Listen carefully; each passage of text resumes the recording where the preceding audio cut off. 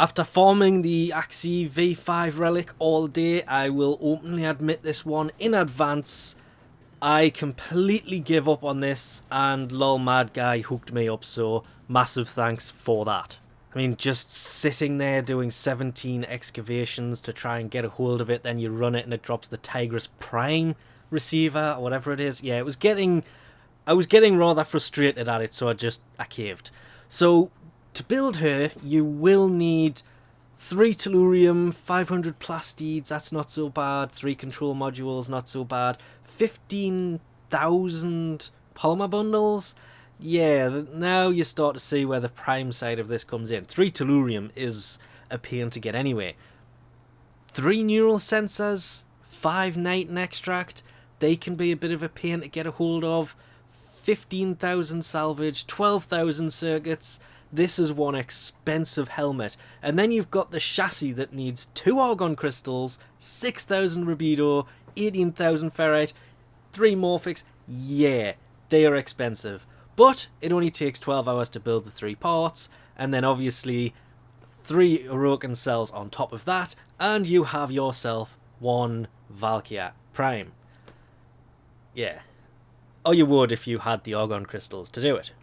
Comparing her to the normal Valkyr, if the game will allow me, you can see she still has the things on her arm which are part of the table that was used to keep her held down in the Zanuka project. That's a visual part of her, like the back being ripped open. And the bonds, which were an optional extra, you had to buy those. Don't quite understand why the new one has something similar. I guess these could be things that she wears by choice to give her her abilities. Who knows? But they're still there. The back, I like the fact that it's kind of been filled in and there's something there. Even the lore, instead of it saying what Valkyr says, harvested or something during the Zanuka project, it says a proud fighter emerges, unscarred by time, and there's only one thing I really want to know. I was also lied to, it's only 50 extra power, not 75, but is 700 armor. That's a lot of armor. Does have the extra V. She still has to be one of the most useful frames for getting out of the map, because she can do weird things with her ripline. Okay, I'm not out of the map yet. I've gone up a level because this is Stoffler? Whatever it's called. You can also do it all the way from the bottom. Weirdly, her second ability, Warcry, has an armor buff, and going into the complications of that are very weird. But it basically increases melee attack speed. I nearly said armor, I'd already said armor. So you can swing melee weapons much, much quicker. And any enemy that comes near you when you cast it, it will slow down. Hence the reason they've all got the yellow bar around them. Paralyze, whatever it's called. The third ability, similar kind of thing, but this one damages the enemy and kind of causes a little bit of knockback at the same time. This uses the shields, and weirdly, if you look at the shields in the top right, when you get down to absolutely 0, yeah, the sentinel kicked in and the shields came back.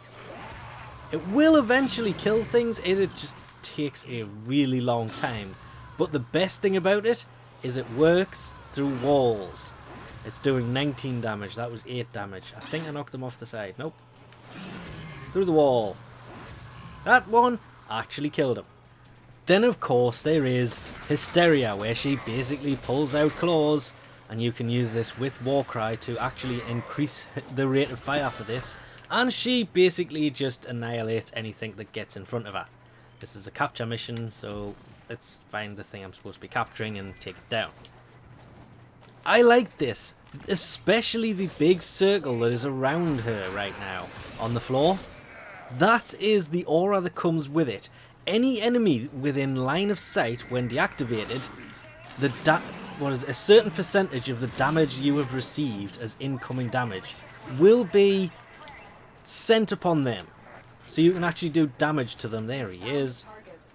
Without having to do damage to them, because she's not really invincible like this. But she does take less damage like this, and This is the one downside to the fortress. It is huge, and trying to catch up to people can take a really long time. Get back here. You're not escaping. I did just run out of hysteria though. God damn it, went invisible. Get back here.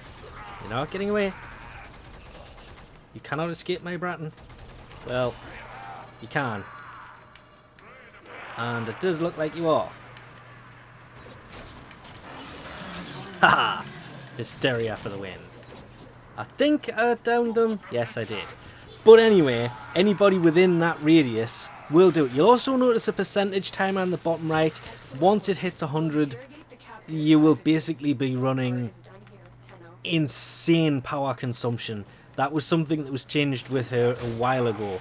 Up until it hits that 100%, the power goes down fairly slowly. Once it hits the 100% though, it takes a whole different just tactic, and as you can see, the power consumption is going up really quickly, and once it hits 100, it basically will just empty the reserves of any power you have left, that can lead you to some major problems. So the best thing to do, just turn it off if you're not actually actively using it. One of the best things about Hysteria though isn't the fact that it even has a built-in life strike, so you don't need life strike on your melee weapon for this to have life strike in it. But most of the base damage mods for melee weapons work. Steel Charge, being an aura that works for melee, does affect her ability, so throwing Steel Charge on her works wonders. Also, channeling mods seem to work, physical damage mods, elemental mods, crit chance, crit damage, status chance, attack speeds, they all affect how Hysteria works. What doesn't work are the weapon augments from syndicates and range mods. They don't work, so prime pressure point, throw in with some attack speed, maybe throw some crit on there, converts it from your melee weapon over to her ability. So running a really decent melee while running Valkyr, when you activate Hysteria, she becomes just pure evil. Which is why they had to change the fact that it was basically ran on an efficiency duration style build, so set up right, you were invincible pretty much all the time. That's what the aura is on the floor. Any enemy that comes into that will take damage if they are within line of sight when you deactivate it. Because running it constantly now just isn't the same.